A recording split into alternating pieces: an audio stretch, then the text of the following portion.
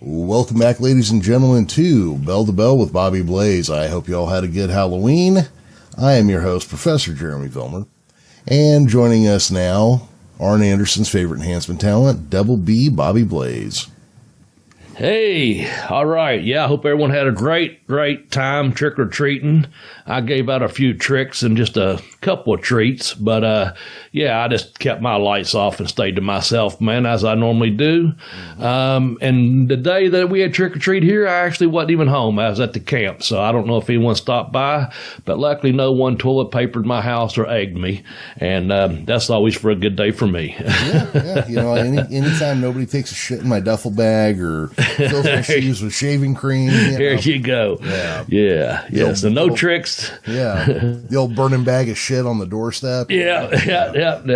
Oh, man, where have all the good times gone, you know? Exactly. You know, this, I can't help but think or feel that this whole pandemic thing needs to come to an end because, you know, Halloween has really become the sluttiest holiday of the year, and I miss seeing all the women out there in their trampiest of costumes. But, Bobby, you know, I got to tell you, one of the funniest things happened to me about 15, 16 years ago.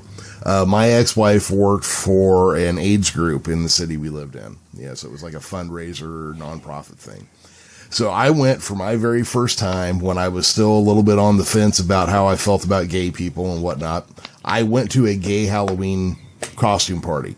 Okay. And it was the wildest fucking thing I have ever seen in my life. It was at a nightclub. There were hundreds of people there. And I got to tell you, you've never really experienced Halloween until you've been at a gay nightclub on Halloween. Holy shit. Man. So, yeah. Sounds like a party to me. It was pretty fucking wild. I saw things that night that I've never seen again and probably hope to never see again. Well, I'm open-minded enough to visit one of those. Oh, yeah. So, and we are recording on October 31st, so I may not rule that out of this evening's activities. Yeah, you got to do something with your spare time, you know? Yeah, absolutely. Well, see, me, I don't know. I got a letter from a lawyer this weekend. I'm actually spending the night in a castle that belonged to a great uncle who I didn't know about. Oh, okay. Yeah, so to get the inheritance, I have to spend the night here. So that's what I'm doing today. Well, just don't be chicken about it. Well, there's been a couple weird noises, but so far everything's been okay. Okay. Good deal, man. I did find this really weird looking book, though. Well, on the book, did it say top 10's number 1's? It said something very much like that. Yes, it did. Okay, because that's this week's topic, man.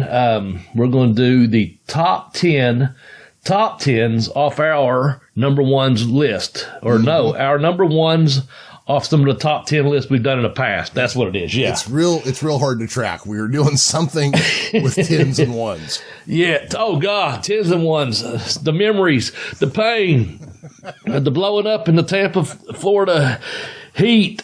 10 more to go, you know. No, we're going to have fun with this. Yeah, how you guys ever did that in that kind of humidity, I'll never know. Yeah, man. Just being young and being athletic and hungry, hungry for the sport to make it, honestly. But yeah. So let's get some house cleaning out of the way first, if you don't care. Absolutely. November 6th is going by the time this show drops on Tuesday. We're going to give a plug real quick for Saturday, November 6th at the Kentucky Highland Museum in Ashland, Kentucky, the Bluegrass Wrestling Con. I have a very important announcement right off the top, Jeremy. Stan Hansen will not be there for unforeseen circumstances. Something came up on Thursday of last week. Earl immediately let me know. Shout out to Earl at the Time Warp, also to Joe Pace from FTC Wrestling, who's putting on this great event, this Bluegrass Wrestling Con. So in addition to some of the names I have been reading, they have picked up Mr. Fantastic or Captain Fantastic, Bobby Fulton, man, one half the Fantastics is coming in. And also coming in, they've picked up Shane Douglas, one of my favorites to see out there on the road. Big fan I saw of Shane him. Douglas. Yeah, saw him back in August. It seems like I see him more than just about anyone out there on the circuit when I'm out and about. But yeah, so it'll always be good to see Bobby Fulton as well. Great guy. I love Bobby to death. I'm happy to hear that he's showing up somewhere, because that must mean he's feeling better. Yes, that's the way I took it. Yeah. And I got that message last night, actually. I sent out some text and fillers to make sure that it wasn't leaving anything out other than that Stan, wasn't going to be able to make it in. So in addition to that, we've got myself will be there. Jillian Hall is going to be there representing FTC. And then, of course, we've got the Godfather, Badass Billy Gunn. Lex Luger's coming in. My brother's excited to see Coco Beware. He's a fan of his from way back when. And Magnum TA coming in. Rhino and Jimmy Hart and Malachi Black. He's a hot property right now. They're all confirmed through FTC and through the Time Warp. Again, at Saturday, November 6th at the Highland Museum from noon until 6 p.m. Come down. It's going to be a great time. We're going to be recording some segments for this podcast. Jeremy, I know I'll try to send you a copy, the digital copy. I actually got a digital copy sent to me last night by my nephew. Real nice article written up in the Beacon for the Greater Ashland, Kentucky area newspaper. Mm-hmm. Real nice article, and I'll send that link to you.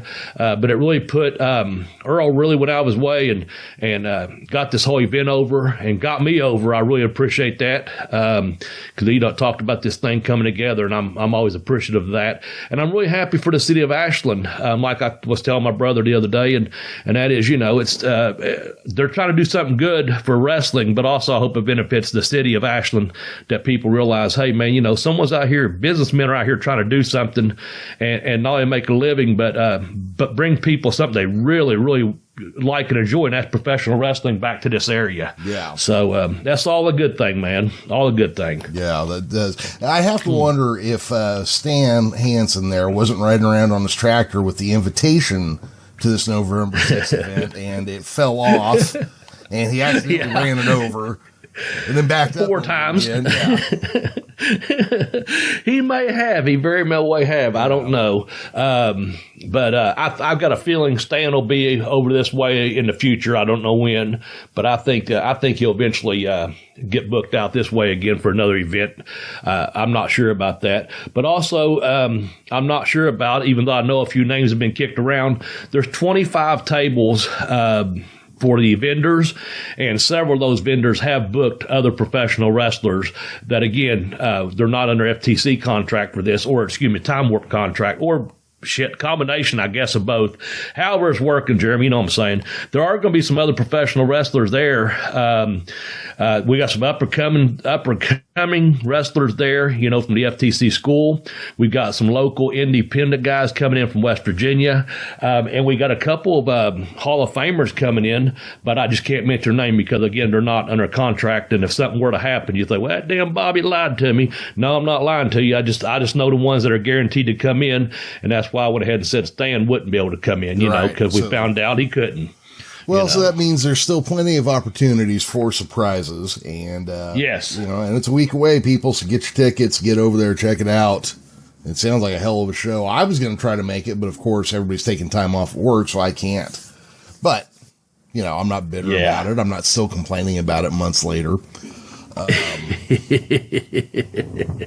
Well, we'd love to have you come in, Professor, and if this thing takes off and we do this, more than once a year or again next year, we'll plan around that and get you over here to the Bluegrass State for the Bluegrass Wrestling Con. Yep. All right. That sounds like a plan to me. Yeah. And thanks again, Earl, at Time Warp. I want to really appreciate you and Joe putting this thing together for us, for the wrestlers and for the community. So. Well, and while we're at that, let's take a second here and drop in on the Time Warp. Hey, video gamers, sports fans, and nostalgia enthusiasts. This is Bobby Blaze. Are you ready for a time warp? Time Warp is a brick-and-mortar hobby shop with a high selection of everything sports, gaming, and collectibles right in downtown Ashland, in 2 locations at the Ashland Town Center. They've got vintage toys, sport cards, and collectibles. Tons of wrestling merch. It's the largest selection of memorabilia in the tri-state. Time Warp also has an extensive inventory of vintage and current video games and consoles. It's a 100% must visit for retro gamers. Time Warp buys your collectibles daily and are open 7 days a week, 365 days a year. They're only closed on Christmas and Thanksgiving. Check out their Facebook page at Time Warp Ashland. All right, so let's see here, Bobby. We got anything else we need to talk about before we get to the episode? Oh man, I don't know. Yeah, Ring of Honor, I guess, shut down. We bring that up. They're going through the end of the year, and then they're letting everybody out of their contracts with a relaunch in March. Okay. Now, I don't know what that means for anybody. I mean, it just, what it did to me, what it made me sit back and go, like, why isn't Jay Lethal a bigger star than he is? I was thinking of him and them boys, honestly. Those 3 off the top of my head. Well, here's the way you said that makes me think this. I guess they'll get paid, the talent will, through the end of the year. That would be a good thing. Hey, Cow Dog, chill out. We're trying to get you paid out here. Then the guys would not be under contract January, February, so that's 2 months there. They could be negotiating or get picked up by another company, which hopefully may happen for some of these guys, because I'm with you. I'm thinking, why in the fuck isn't Jay Lethal on a mainstream TV program and working up top or near the top coming in? That would be awesome. The same thing with the Briscoes. I know they've had tryouts, and I know they've, worked for other companies, and maybe they're not TV appealing, as I think one of the companies said or something. The thing is, they're legit badasses, and they know how to work matches. They know how to get over. And I just don't know if that's the situation. You get paid through the end of the year due to your contract. That'd be nice, so no one's going through the holidays, without a job. Yeah. During those 2 months, they either get picked up or get reassured that Ring of Honor is going to pick them up in March with the relaunch, which is, there's no guarantee in that, But those guys right there, top of my head, they need something could happen big for these guys. I'm hoping all 3 of them, and I'm sure there's a couple others I'm leaving out, but those 3 come fresh in my mind. In March, when they relaunch, hope it's even bigger and better if they do, because we do need that third company out there. You got WWE and AEW, and I know there's Impact, and we ring up other stuff, Major League Wrestling. But if they relaunched and come out bigger and better, we need a good third company out there. It seems like, to compete. It doesn't have to be on a Wednesday night, but just something for the boys and girls, a place for them to go and wrestle at, pick up a paycheck, and get that exposure, Well, yeah, I mean, consider where, the modern style of wrestling has really come from. It's ROH, Look at 20 years ago, and look at the people working top WWE and AEW right now, and a lot of those guys are Ring of Honor. Yep, that's it. And here's the thing: I got to give Ring of Honor a lot of credit. They kept everybody working, or at least paid, during this whole pandemic. Yes. And I got to give them points for that. And I understand that things have happened, and they need to drop back and figure out how they're going to make a more profitable business out of it again. But I got to give them credit for what they managed to do. And hopefully, they'll bring a bunch of those guys back. But here's really the question, Bobby. How much trouble is that guy who greenlit that original All In fucking pay-per-view at ROH, Yeah, I don't know, man. Cow Dog, damn you. Yeah, I got to apologize. Been a little wild. She's being a bit of an asshole today, so. Oh, well. We all can be that way sometimes, right? Sometimes, yeah. Yeah, well, that's okay. We're going to still have fun with this episode, and we don't have to edit down every little sound in the background, because this is a real fucking podcast out there in Podcastville, Exactly. Yeah. Well, Bobby, why don't we go ahead and what are we talking about today? Well, we're going to go back. What we did is what I did. kind of we took 10 different categories that we've done through the course of the last going on 3 years now. Took some number ones off our list and thought we'd kind of revisit them.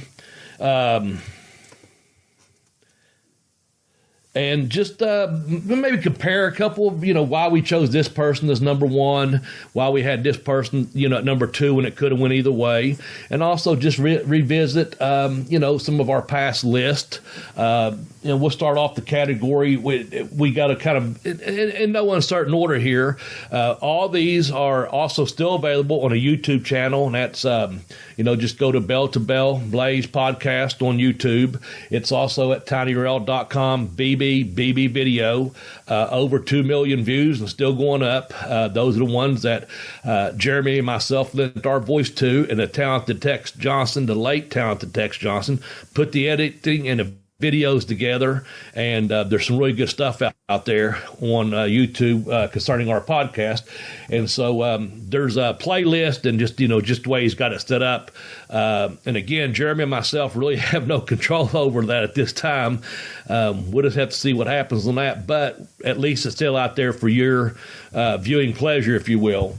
But I started off with just announcers because there was some controversy, and there's going to be controversy around all these. We got it down to two people. We started it because we went to that one, if you remember. All of a sudden, drawing a blank, Jeremy.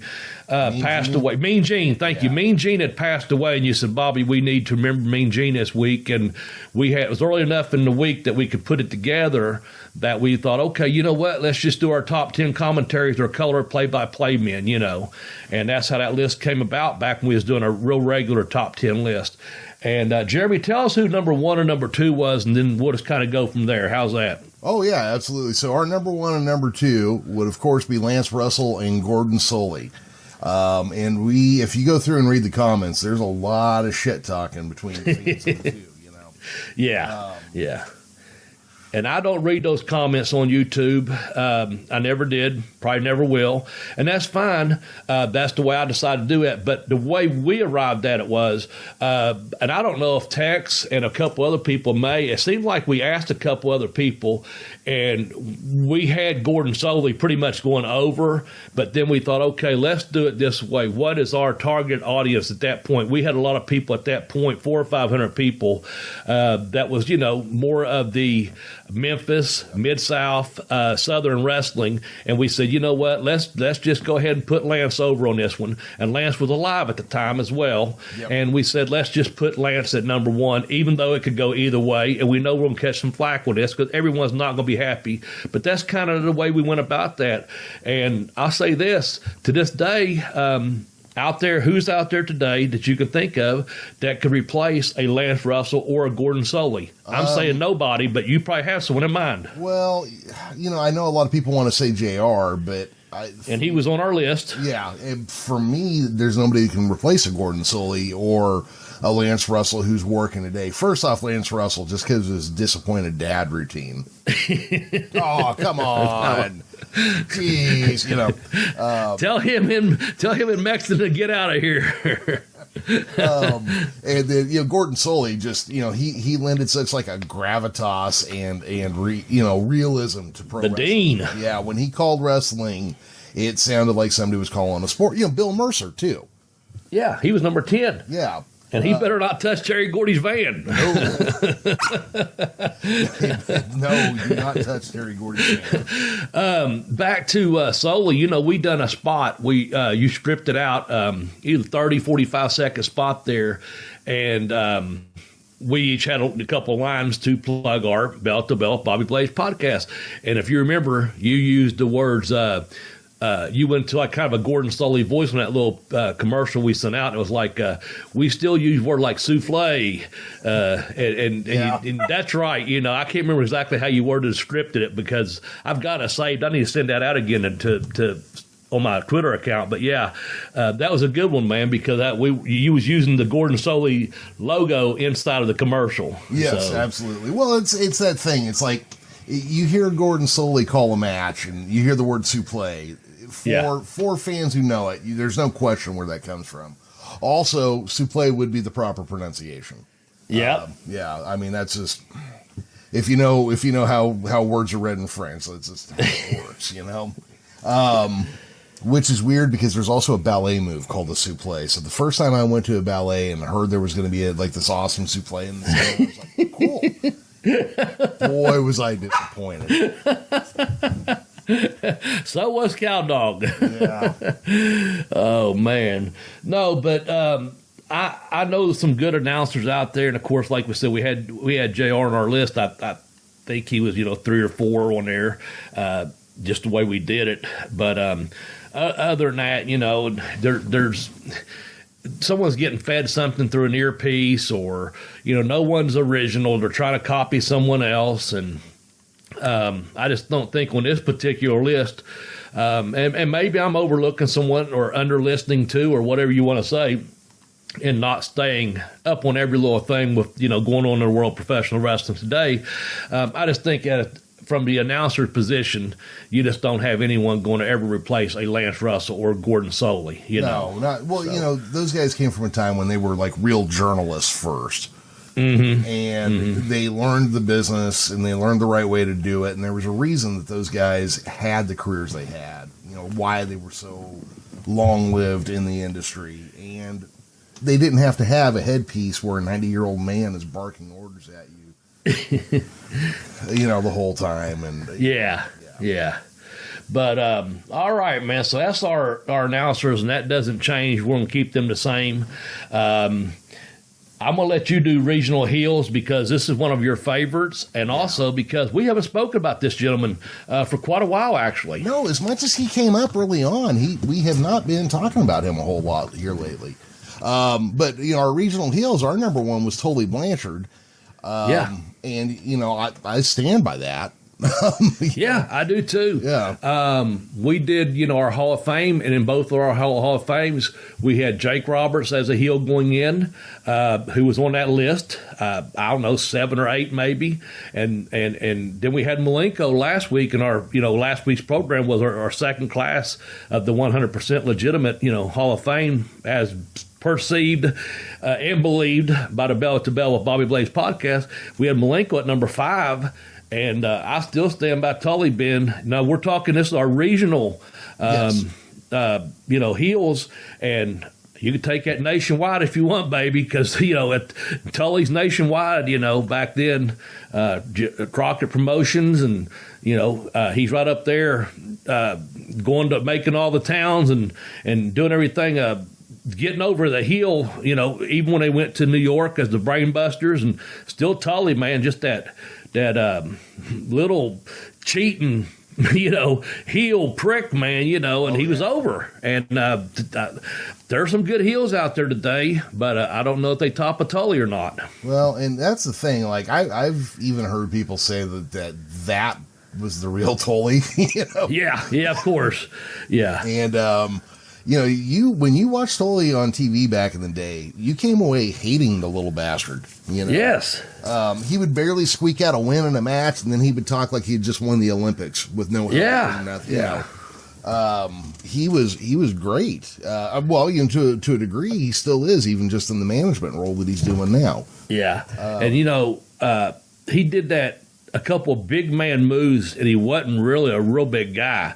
He was in great shape, fantastic athlete, but he did that slingshot suplex, and he was picking up guys and putting them across that top rope and executing that thing with beauty. And the same thing with the hot shot, man. He was picking up some pretty big men out there, and being dominant in doing so. And like you said, his matches though come out, bloody as hell, or right at the end of it, and you're like, who won that match? And of course he did, but again, just barely. But he always strutted around and made it sound like him. Hey, you know what? Like you said, whether he won the Olympics or the MMA fight or whatever it was, he made it seem like sure it was a battle, but I won, and I did it, Well, and unlike a lot of the guys now, he never made his opponents sound like wimps.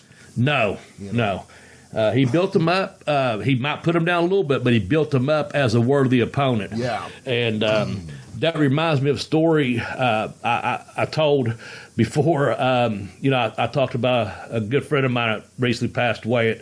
She and I used to hang out and do all of our stuff with, and she is one of the girls back in the 80s that went to, before I got into business, was she went to a lot of the shows with me, and we were out in Olive Garden one time after a show, and here come Tully, man, with one of the either ladies of the night or a ring rat, I don't know which, but I thought the girl I was with, I thought she's over here. I think her panties are getting wet right now. I think she was about ready to get up and join the Horsemen that day.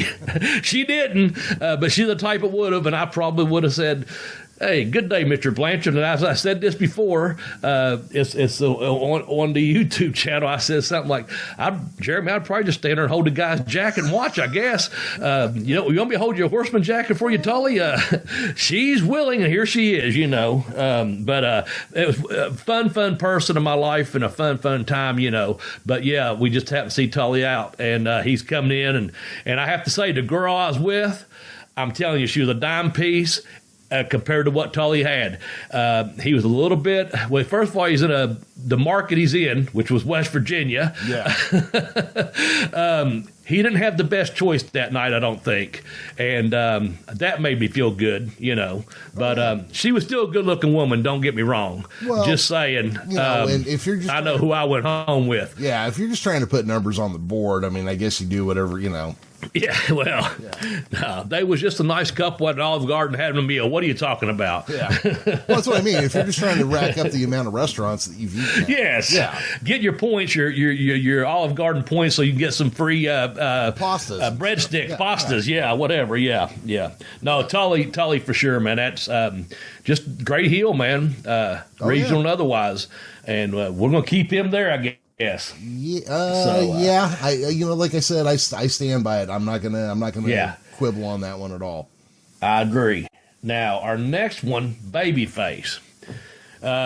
We debated on this last week for our Hall of Fame babyface. Of course, we had Ricky Steamboat go in, and he's on our list, and we had Junkyard Dog go in last week, and he was on our list. And I said something about, why didn't we put him higher? And I rewatched the video from the podcast, and I say it right in the first minute and a half how we done it that week, because at that point there's another one, JYD, that we had been speaking about a lot on the program early on. But our regional babyface and the dude was over, and I think this cat still might be over, and I might be seeing him soon. I don't know, but that's Tommy Rich. Oh, yeah. Former NWA champion. He held that title for a week, and I was talking to our good friend Tim from Wide Men Can't Jump, and you know what? That's a week more than a lot of other people ever held that fucking title. That's the only I ever did. Yeah, exactly. That's the NWA title, and Tommy and I used to go. We did a lot of independent shows together once Smokey shut down, but while in Smokey, he was coming as a heel towards the end of it there, and he'd say, "Bobby Blaze, you trying to steal my heat, you steal my gimmick," and stuff like that, and because of the fire and the flame, and I'd say, at that point, I didn't have the Smoky Mountain title anymore, but I had it for about 8 weeks or something, and I said, I would always go, 7 more weeks than you, 7 more weeks to you. Now, granted, I know one of them's the NWA title that he held for a week, and I'm holding the Smoky Mountain title.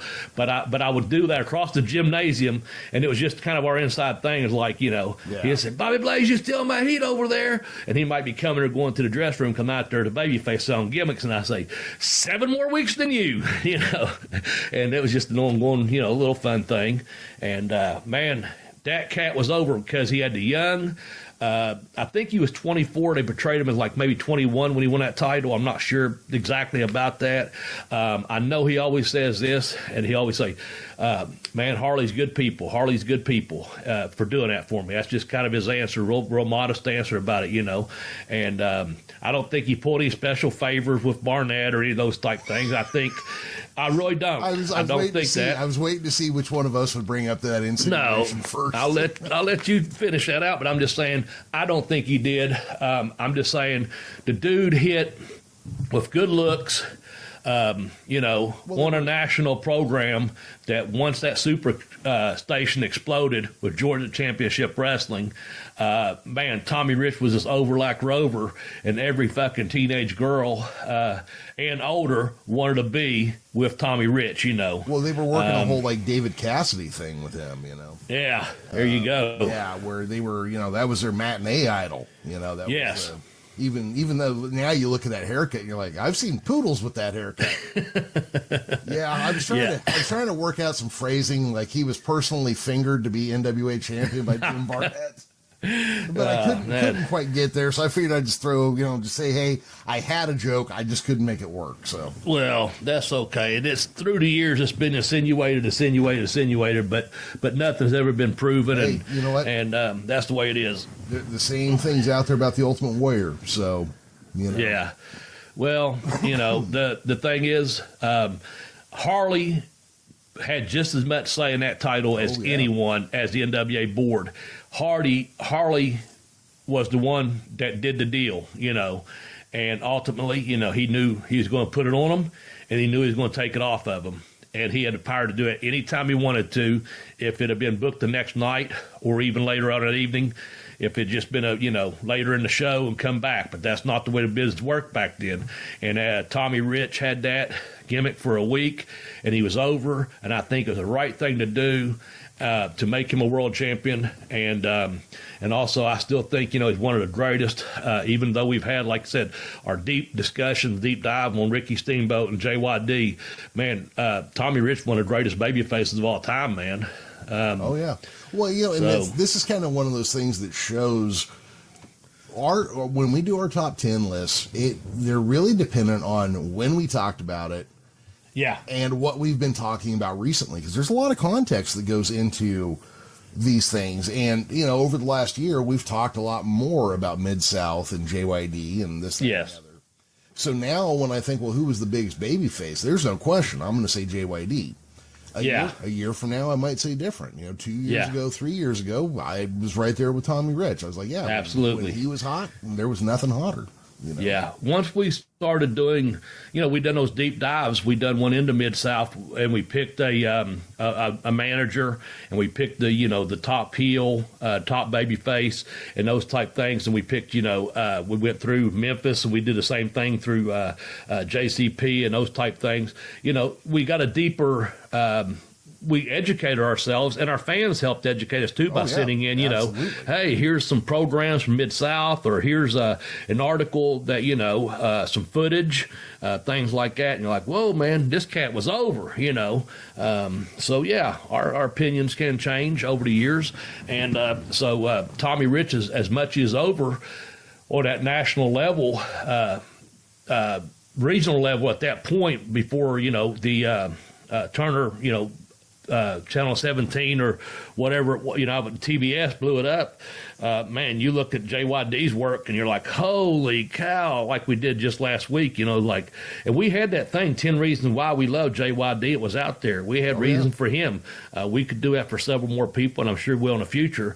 But, that's one right now that even though Tommy's was listed, we could go Ricky Steamboat, or as you say, you just took JYD. There's been some other ones that's come up in our last 36 months or so that regional babyface could have changed hands in a week, 1 week. So it doesn't take much to move the needle on those. Right. Where are we going to next? Let's see. Next here. Oh, let's talk about managers. Yeah. Now this. This is actually one of my favorite ends to any bit we've ever done. Yes, I was hoping you'd bring that up. Thank you. There's the coconut, which I loved, but this one here, because we couldn't. Okay, so just to pull back the curtain, we couldn't really decide who should go over on this one, Heenan or Cornette. So we just said, fuck it, we're just gonna play it out. We'll just see how the arguments go. I would still go with Heenan, and Jim Cornette would go with Heenan. Absolutely, yeah. And we worked that really good because I knew deep down, Cornette and JJ and a few others had already said, Heenan, and I knew that's the way you were going to go. And, me being a Cornette guy, I said, I'm going to ride this to the last few seconds of this podcast, Yeah. And we had fun with it. The coconut was a big surprise. I had to sell the hell out of it because you got me out of nowhere. But this one here, we took it right down to the wire, and, we obviously Heenan went over on it, but I got my last bit of it's Cornette, So if you go by and you look at all the people that were on that list, I'm going to see Jimmy Hart next week. He was a great one to be on that list. We briefly did the Grand Wizard and Captain Lou Albano and this and that. But one thing that emerged from this was, even though we took it down to Cornette and Heenan, I don't even know where this guy was on the list at, but it came back up. We both ended up reading a book about him, and we started having a deeper appreciation for Gary Hart, man. Gary Hart, with Gary Hart is a devil, and Gary Hart will cut a bitch, Oh, yeah. And I'm not saying he's passing Heenan right now, but he certainly moved up that list to be right there behind Heenan and Cornette. No disrespect to JJ or anyone else that was on that list, but man, after we done that deep dive on him, Gary Hart's up there, man. Well, there's darkness. There's that thing that happens too. It's like, if we haven't been talking about Texas much, Gary Hart's going to slip your mind a little bit, Yeah. But when we start putting things into perspective, and you remind me about, well, just like that time we talked about him, where I'm like, Gary Hart's the devil, and think about that speech that Kevin Von Erich gave, just turn your back on him, walk away from him. You cannot say that Gary Hart does not deserve to be maybe top 2, top 3 managers of all time, just because he was so good at getting heat, for himself and his guys, and getting the baby faces over. Yeah, I agree. There's that one I just saw that people have been posting clips of recently where he's talking about, I just got back from Texas, and Texas is full of nothing but honky ass. Yeah. he just starts going. And he's just great, Yeah, and we did that. We did those regional deep dives. We did a deep dive into Texas wrestling, and we had to divide that one out where it's so big. But we also, we did the Von Erichs. We had to do the whole family as the baby faces, of course, for the obvious reason. But then all of a sudden we're like, well, who's the manager? And there was Stan Akbar and this and that. But the main one was Gary Hart emerged, and we were like, man, let's look deeper into this cat. Yeah. And it just so happened we had digital copies of the book, we both had either reread it or re-listened to the audio of it. We both did a little bit of each, I think, and. Man, it just made you appreciate how much this guy had given and done as a manager, and also his creative mind of booking, behind the scenes work. The little bit he had done in Florida and Georgia, and then the great work the grander scale of everywhere he'd been. In Texas, there was so much there, Yeah, so I still stand by Heenan. I'm still a Cornette guy, but I think since we started this, man, Hart has really moved up on my scale of managers to watch. And seeing clips of and going back and watching. It gave me a deeper appreciation, respect for his pure evilness and also genius. So.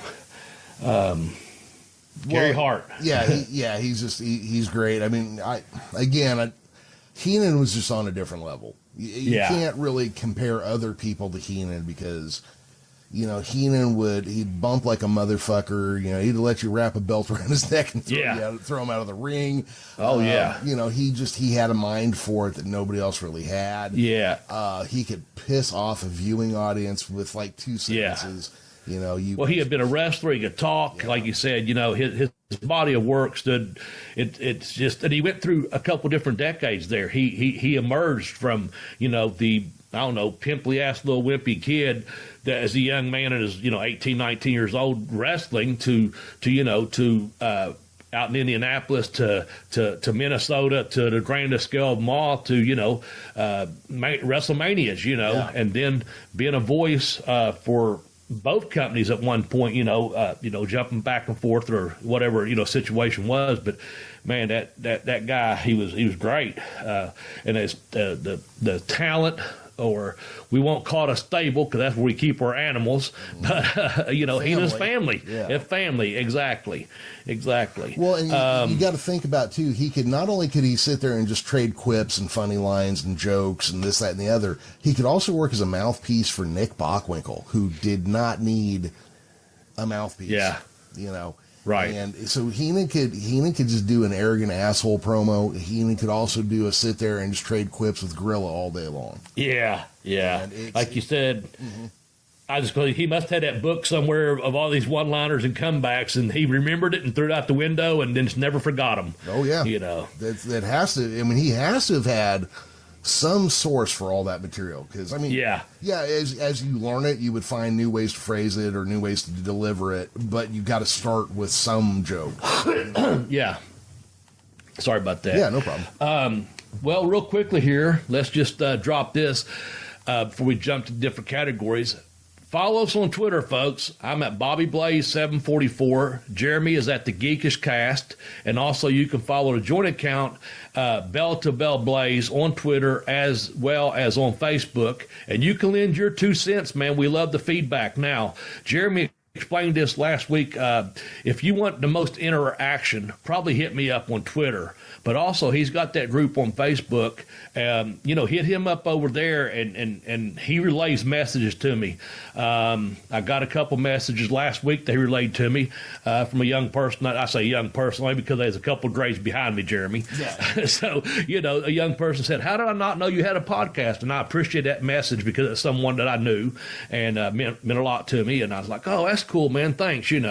But hit us up on Twitter and let us know who out there right now is the better announcer or the better manager.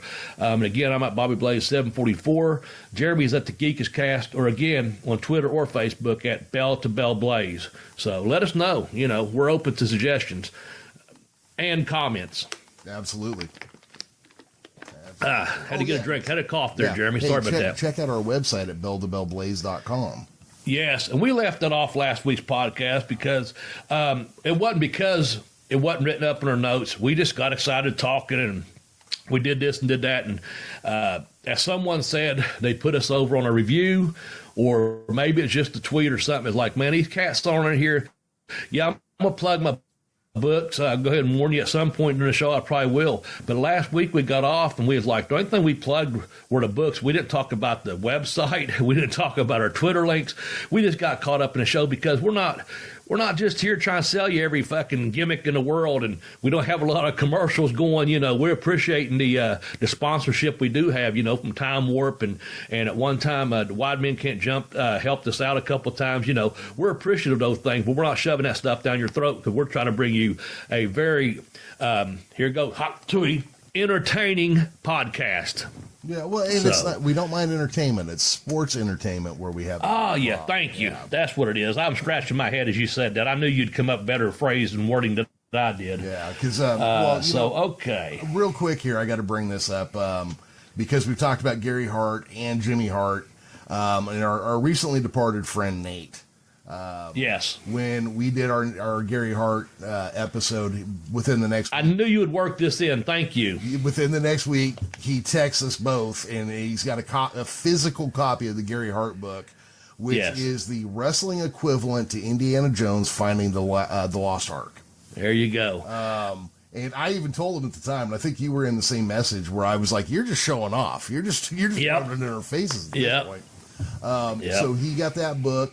And then the other thing I was thinking about with Gary Hart was Nate was sending around a video clip of him and him and Jimmy Hart sitting in an Applebee's or something, and Jimmy has to watch Raw. Yeah. And Nate was just like, he's like, this guy never sits down. He goes, we walk in the room, and he's already setting up chairs before anybody even could say hello to him. Yeah. He was really, Nate was such a fan of, or however you want to phrase it, but just Jimmy Hart's attitude and energy and just go get it this. Even, what is he, 114 now? I don't know. And when I see him next week, I'm not going to ask him. No. Because I want him to be able to come on here and say something nice. Jeremy, you be kind to our guest next week when we start interviewing some of these guys. But yes, sir. I was hoping, because I couldn't word it while the guys like Nate had that book, and when I was talking about us have digital copies, it just wasn't coming out. But also, I'm glad you did bring up Nate, because here's another thing, and this is not some cheap plug. This is the truth, man.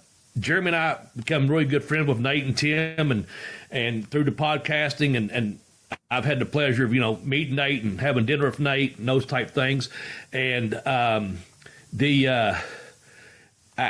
don't think it's. I'm not sure how it's going to come out or when it's going to come out, but Tim has taken the time to do another Wide Men Can't Jump, and I know the professor's on there, I'm on there, and I don't know who else, but it's just all of us kind of giving some of our best memories or stories, because I don't know what you shared. You recorded a different segment that I did. I think we recorded in probably 12 hours difference, but I'm sure Tim will tie it up all nice and neat, and it's going to go out to the viewing audience or listening audience, and also to Nate's family as well, so his mom and sister.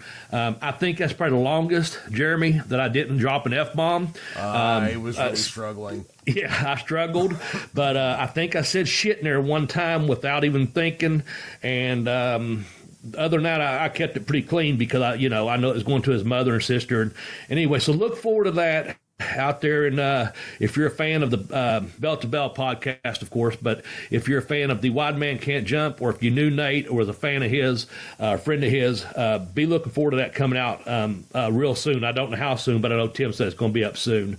That we got to take the time to honor one of our friends that just recently passed away. Yeah, so, I saw ASW is doing a Memorial Cup tournament in Nate's name. Yeah, I talked to Tim yesterday. Is that coming up in December? I think it's December, yeah. Okay. Here's another little plug. I know after November 6th show here in Ashland, the the Bluegrass Con, I know there's a show at ASW up in Madison, West Virginia. Give Gary and them guys they have a good product up there. I'm sure they'll do a 10-bell salute for Nate then. But yeah, I think Tim mentioned it, that they're going to do a memorial show in December for Nate. And, that's just not too far from me, and maybe I can be a part of that in some way, at least go up there and, make an appearance and honor our friend that we've, lost at such a young age, too. So, but we won't bring the show down any, because Tim wouldn't, Nate wouldn't want that, man. He would want, like you was talking about, Jimmy Hart energy. We're gonna get right back to that Jimmy Hart energy, man, because we got another half the list to go through. The next one's gonna be greatest rivalries, and who's that, Jeremy? Oh, the greatest rivalries. We had the Rock and Roll Express versus the Midnight Express. Yeah, that's a hot rivalry. I mean, it still kind of holds today, Yeah. Jim Cornette, just a handful of years ago, did a last tag team where he handed off the Smoky Mountain title to the Rock and Roll one last time. Yeah. And I'm sure if he could have put a team together that would have been a tribute to the Midnight Express, he would have. Yeah. Yeah. That's a rivalry. It's just, we had 10 of them. And, of course, we mentioned earlier the Von Erichs. One of ours was, Von Erichs and the Freebirds, of course, and that's one you said that's expanded like 30, 40 years now or whatever. Oh, yeah. The same kind of holds true for Midnight and Rock and Roll, man. Them guys were that was just one of the greatest rivalries of all time, man. You had the two heels with the heel prick manager out there, sneaky, conniving, rich boy, mama's boy and all that, against this, this young team of the rock and roll. And hell, they're still out there doing it. The world oldest teenagers, Ricky and Robert, yep. And the one, Ricky just out there selling his ass off, getting it beat, and the other one out there, and what an easy catchphrase, rock and roll. And easy Robert, out there, the easy chant, just stomping a boot, pumping his hand, boom, da boom, da boom. And once that tag's made, and then it's just, chaos ensures, it's everywhere, and then the hot finish, however it was, it's just that robbery there will be, like I said, we done 10. Go back out there on YouTube and look them up. This was our number one, and I'm kind of standing by it. I don't know any other robbery right now in our last few years that's lasted or has been as hot as that rivalry was between those two. Yeah, I mean, I would go either them or the Freebirds Von Erichs. Yeah. And I think we had a Fantastics match on there. Yeah. There was some other rivalries, and they all weren't tag teams, but I think we had. I know Rock and Roll and Midnight was number one. And I think number two was the Freebirds Von Erichs. Seemed like we had maybe Dusty and Tully or Dusty I was going to say and Dusty someone. and Tully or Dusty and Flair, maybe. Yeah, actually, I think we decided it was going to be Dusty and Flair. That's what it was. Yeah. When we done, I didn't go through all 10 of them when I went back and reviewed this over the weekend. But yeah, that's what it was. We had some really good rivalries on there. And again, it's tinyurl.com/BB video, or if you just go on to YouTube and type in, I think it's Bell to Bell Blaze podcast. There's some, I don't know how many videos are out there, but the way Tex had them, there's a playlist, and there's some random here and there, but I think this one is actually listed just under greatest rivalries, and he put up several of them, Yeah. And that still stands for number one for me as we review this. Let's go on to another one, and that was the greatest badasses. Now, we didn't argue about this. No one disputed us on this, but someone has taken it down, and that was Ming. Yes. We had Ming, and he was closing in on close to 200,000 views on that YouTube channel because we listed him as number one. We just listed into our Hall of Fame as a wrestler was Carl Gotch, and we talked about him extensively last week during that segment of the wrestler part. His is still up. Paul Orndorff is 200 some odd thousand views. He was number 8 on there. Yeah. Harley's on there as number 3. If that tells you what kind of list this was. Anyway, you can go in there and see how many views that legit badass list. That's where out of our 2 million views, a shitload of them come out of that segment right there.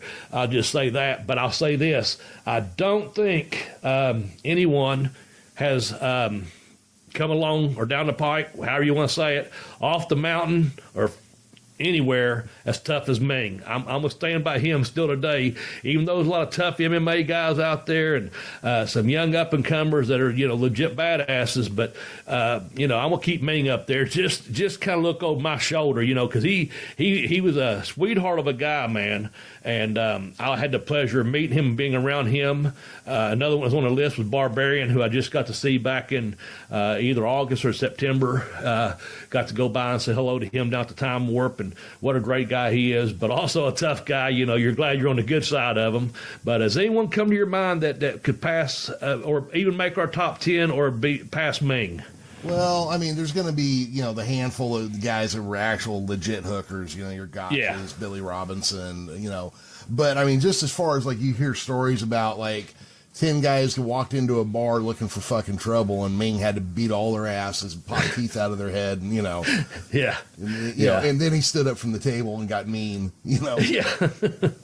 You don't hear those stories about anybody else. I mean, maybe, like Rick Rude. But see, Rick Rude was a prick about it. Rick Rude would send his hot girlfriend to the bar to get picked up by a dude, and then he'd come in and fuck him up. Yeah.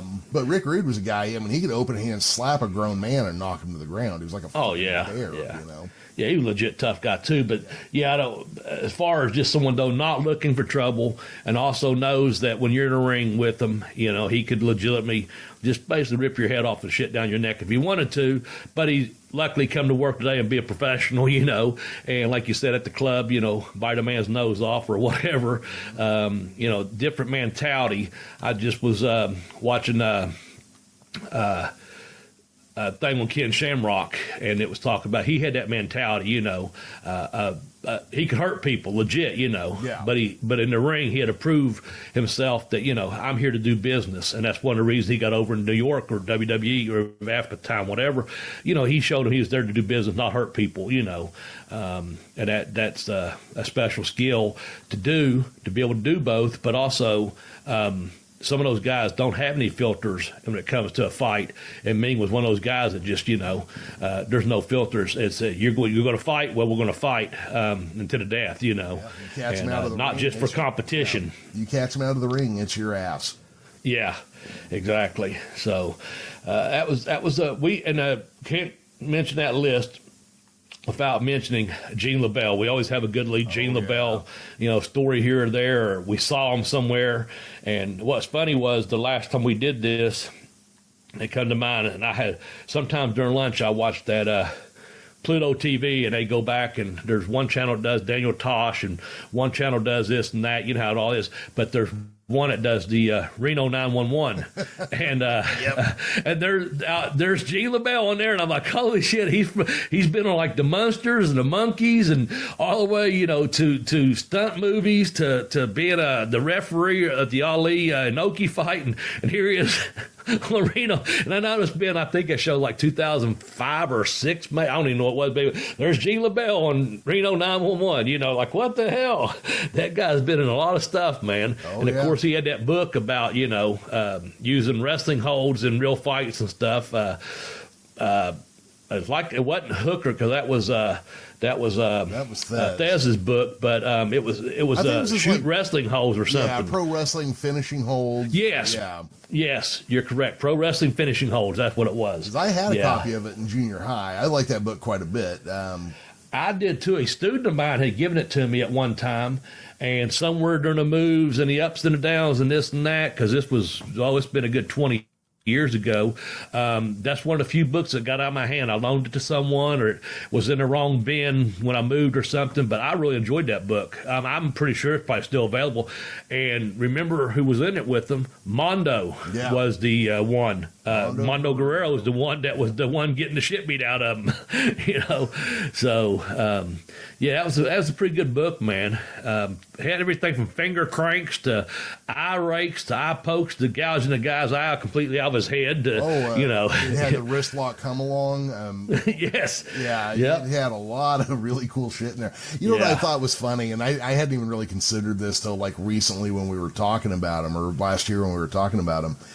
It shows Gene LaBelle with Mondo in the gory Siamese twin. Yeah. I didn't know when I read that book. I didn't know who the fuck Gory Guerrero was. So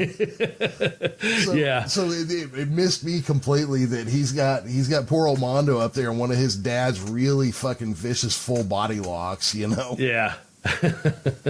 That's good, man. That's good. But we better move on, man. We better move on. Let's get to, oh man, I hate to even bring this up. Whew.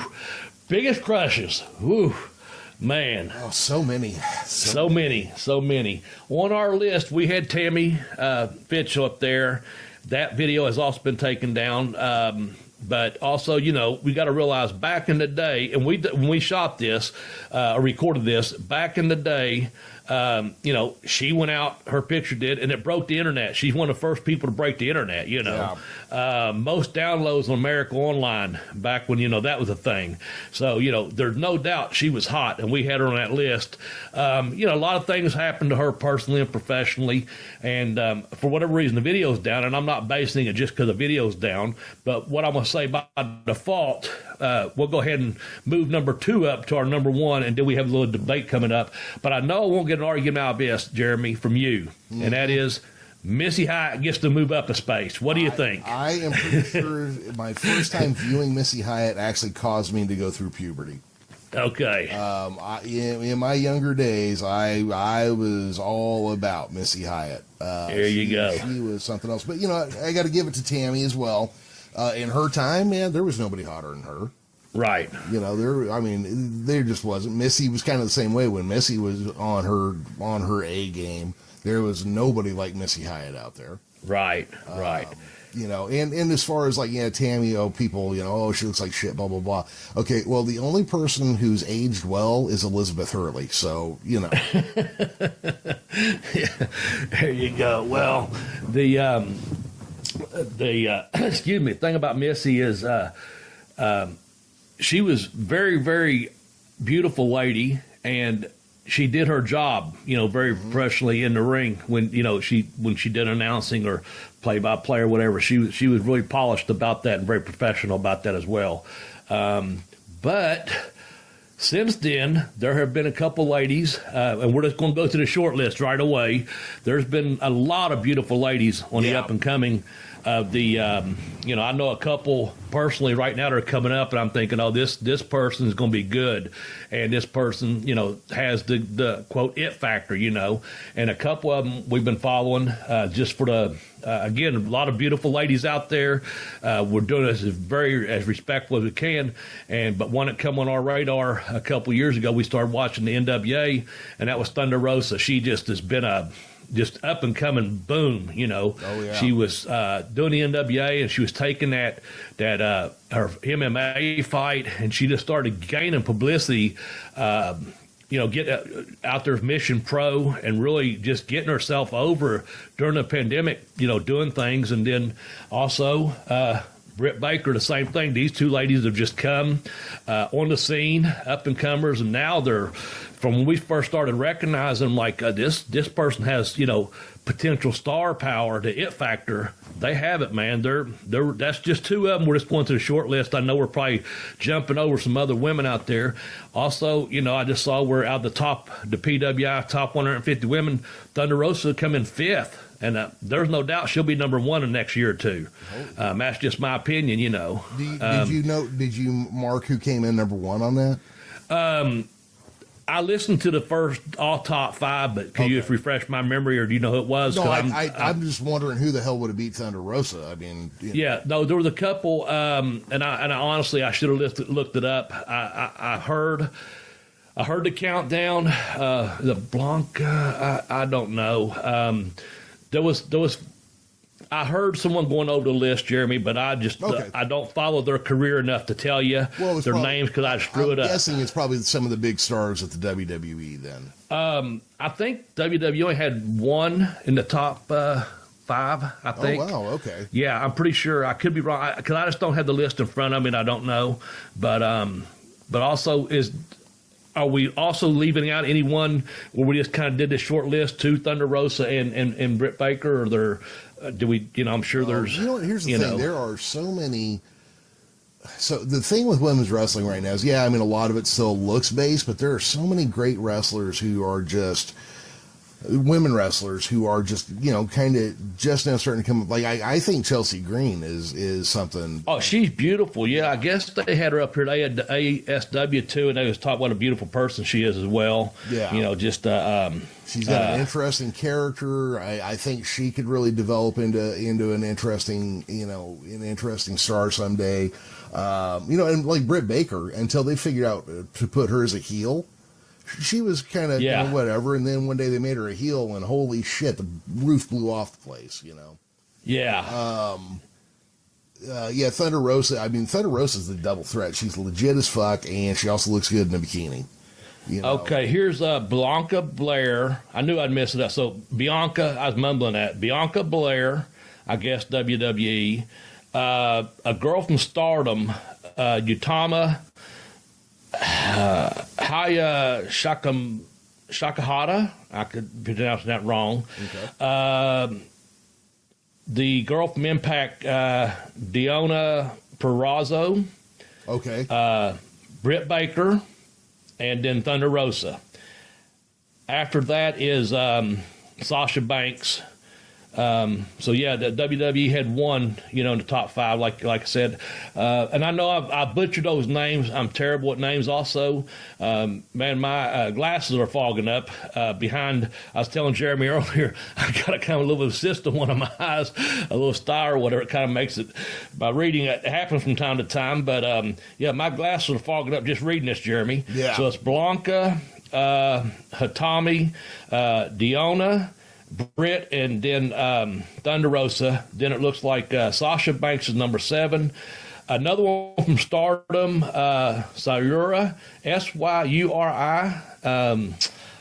From NXT is Lo Shahara, I guess. Another one from Stardom, Tam Nakano.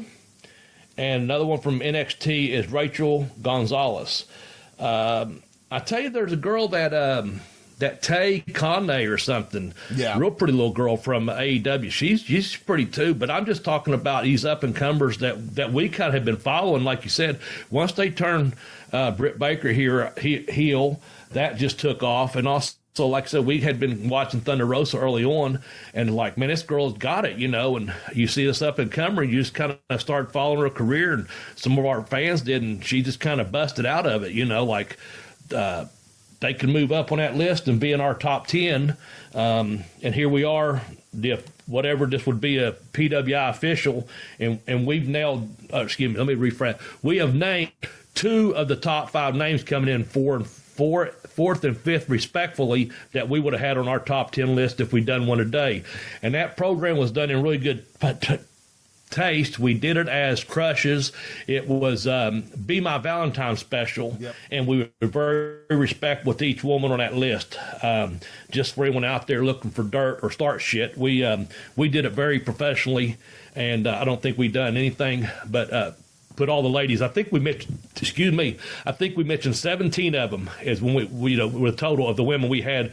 If we wishing them a happy Valentine's Day or our secret crushes as revealed or whatever, we done it very tastefully. Yeah. And I'm proud of that, And hopefully I didn't butcher this too much, that I kept it tastefully too, because the last thing I'd want to do is disrespect someone that I have a lot of personal and professional respect for, being Britt Baker, as well as, and I can't wait to meet or see her work live as Thunder Rosa. Yeah. I really want to see her work live one day, and I think I'll get that chance too.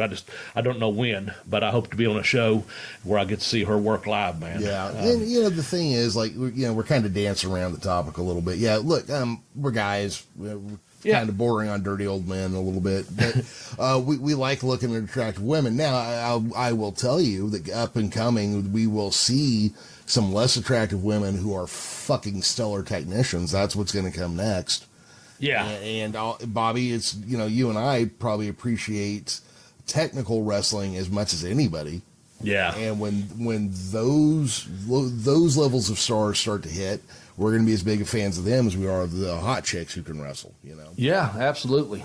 Absolutely, man.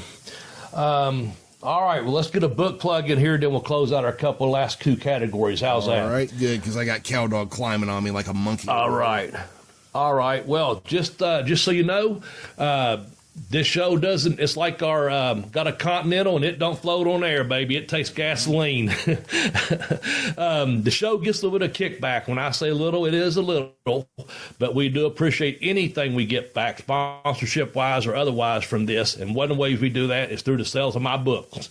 And the professor here has set up a easy way to get to my books to where the podcast does get a kickback. Both books are available on Amazon, but all you have to do is do this. If you'd like to get a copy of Pin Me, Pay Me, Have Boost Will Travel, just go to tinyurl.com/blazebook1. It'll take you right to the site. That was my very first book. My second book is called I Kicked Out on 2, The Education of a Wrestler. If you'd like to get a copy of that book, all you have to do is go to tinyurl.com/blazebook2. Either one of those links I just now gave you, tinyurl.com/blazebook1, tinyurl.com/blazebook2 will take you to Pin Me, Pay Me, or The Educational Wrestler. And Christmas is coming up. The holidays are coming up. Go ahead and order your copy, and I appreciate it very much. The affiliate account gets a little bit of money put into it. I get a little bit of kickback, and we all go home with a smile on our face, hopefully, okay? Right. So with that said, let's move on to the last 2 categories. And the next one is masked wrestlers. And go from there, Jeremy. Well, we had the Destroyer on there. Masked wrestlers, for the American audience, I don't know that there's any that are still out there that are, who's out there? Who else would we consider? No, I don't know. I looked at that and I was like, we could talk about probably a lot more people from Japan or especially Mexico. Yeah. That we're going to probably miss off our list. But yeah, I don't know. I've watched footage where I'm watching the the old Continental and the old USA, and those are on Southeastern Rewind, where our good friend Get Ready to Have a Shot, Ron Fuller Welch, his page. I'm getting to see a lot of the Bullet. He had a mask on. He made our list. Dusty coming back as a Midnight Rider, Stagger Lee, and those type things, gimmicks and stuff. Giant but really, yeah, there you go. Yeah. But yeah, the Destroyer kind of just, that was our, my go-to is, and I've got some pictures. Please, you know who you are, that keeps sending them every once in a while. About 2 or 3 guys send me a picture when they find it.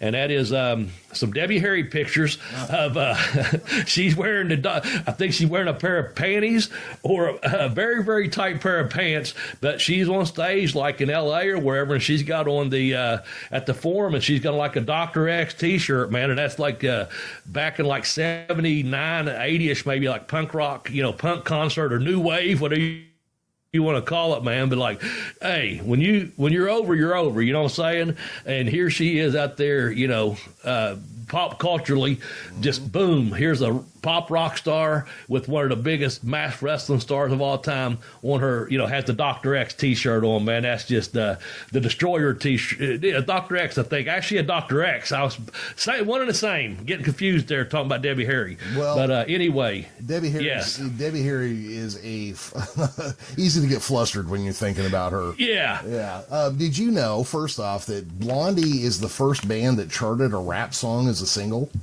Yes. That is Rapture. That is always like a weird little piece of information for me. Yeah, also, me too. Yeah. Also, speaking of masks, this is Halloween, and one of the greatest horror movies of all time was Halloween. And did you know that in the second Halloween movie, Michael Myers was played by a guy named Dick Warlock? I think the name Dick Warlock is so cool that when I have auditioned for smut books for voiceover work, do you want to know what my nom de plume is? Dick Warlock. There you go. Oh, man. Well, I didn't know that because I know you're the horror freak and love that stuff. The only reason I knew the one about Rapture because that's on my YouTube playlist. Every once in a while when it does it, it'll say a little thing like a pop-up bubble will come on one of the versions, and it does have that about the first rap song. And I'm thinking, I know there was other songs, before that, but still that's just, but yeah, I didn't mean to get tongue-tied there. But yeah, she has the actual Dr. X t-shirt on. Again, the Destroyer. Not to expose the man behind the curtain, but you know where I was going with that. Yes, I do. And it is easy to get flustered, like you said.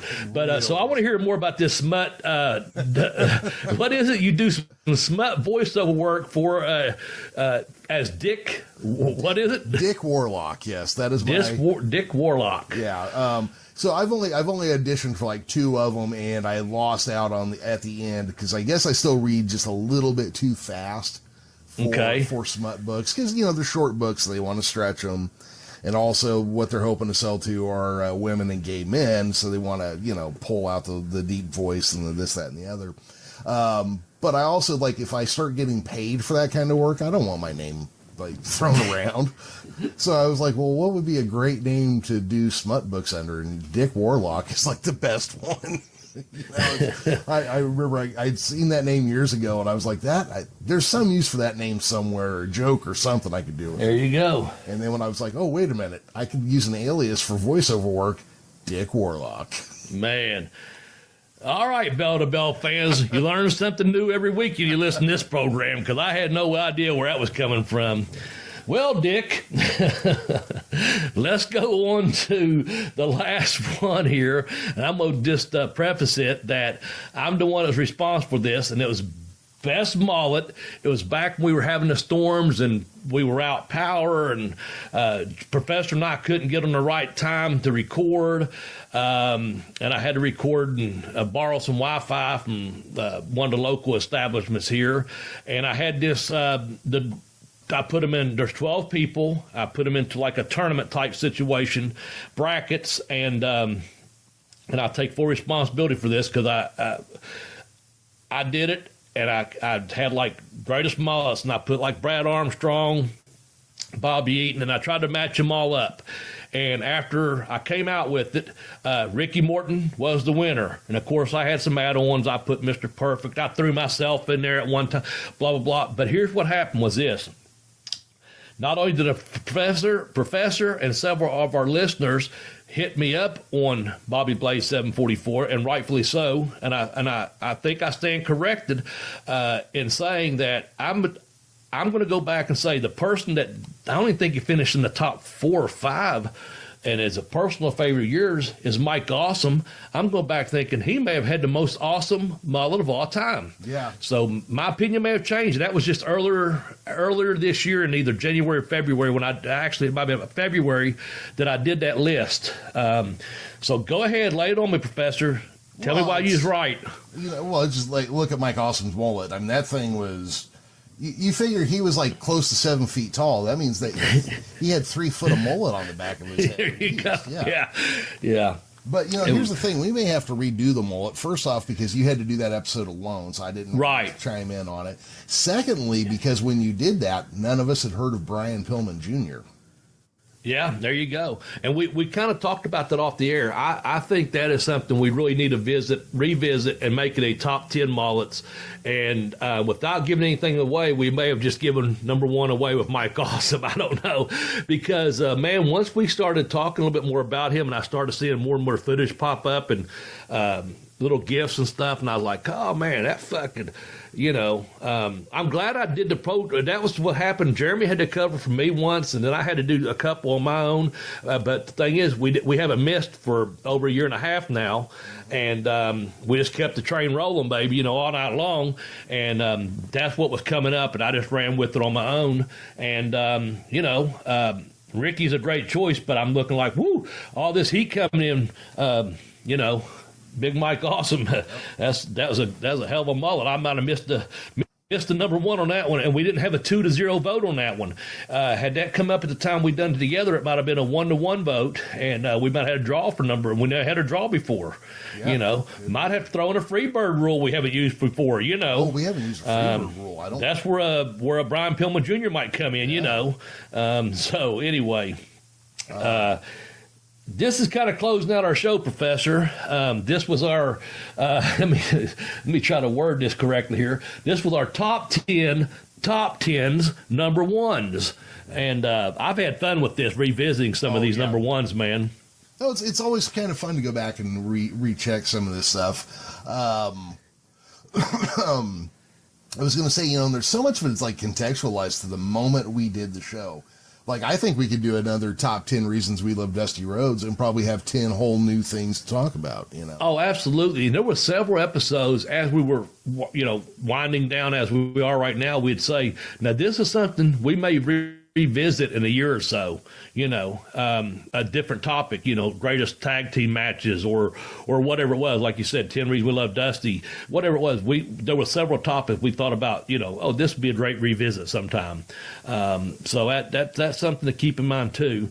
I do know, as far as I know, I should say, we're still going to do a year end sometime before this year ends. So that's one of our programs coming up in the next couple of months as we move into November here. Next week's show is I'm going to do a recap of, as far as I know, unless something changes, I'll be doing a recap of what takes place on November 6th. So I'll give you some feedback on that as to, who I met, who I had to talk to, how it went, blah, blah, blah.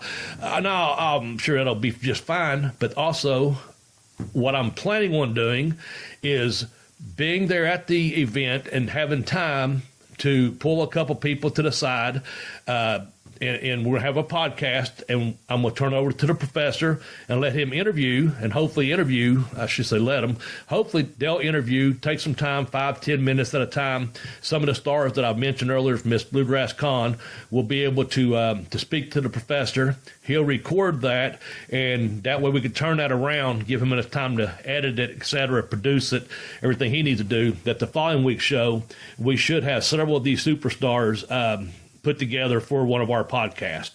And anyway, that's our plan, right? That is the plan. Okay. We are working on it now.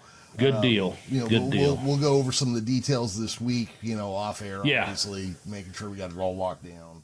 Right. But yeah, that is the plan. November 6th should be an interesting time. If you are in that area, please stop by. I'm sure Bobby'd love to see you. But other than that, there's still like a great number of guests. I don't know who's all got tables there, but hearing that you've got people who are bringing in their own talent to their tables makes me think that some of the guys with tables there must be something cool going on there too. You know? Yeah. Well, with all that being said, we should probably wrap up for this week. Well, Dick Warlock, I think you should wrap up. Yeah. Just to be safe. Trying to think, is there anything I was going to bring up? Oh, real quick here. I did see last night or earlier this weekend, and I forgot to mention it. Ricky Morton and his son have picked up the tag titles in some independent promotion together. Okay. So Ricky Morton is apparently cheating on Hoot, but, whatever. Now, I know they had been on a cruise together. They was on that Jericho cruise. Mm-hmm. And also I knew they had a couple matches. I saw something that Kerry posted on Twitter the other day. Yeah. And he's a fine up-and-coming star, man. Let me tell you, he's a gentleman and a professional as well. He's been, and he's, good lineage there with his father, Yeah. So, yeah, good for them. That's pretty awesome. He should be a selling machine if he's anything like his dad. There you go, man. He'll be one of the best sellers in the world if he's even half as good as his dad. Right, yeah. All right. Well, let's go ahead and wrap this up. Everybody go check out our Twitters, our websites, our podcasts. If you know anybody who's into pro wrestling and isn't listening, get them to listen. I think if they don't enjoy it, I'll give them double their money back. And for the late Tex Johnson, myself, Professor Jeremy Vilmur, for this noisy-ass dog, Cow Dog, Dick Warlock, and Arn Anderson's favorite enhancement talent, Double B, Bobby Blaze. Happy Halloween, everybody.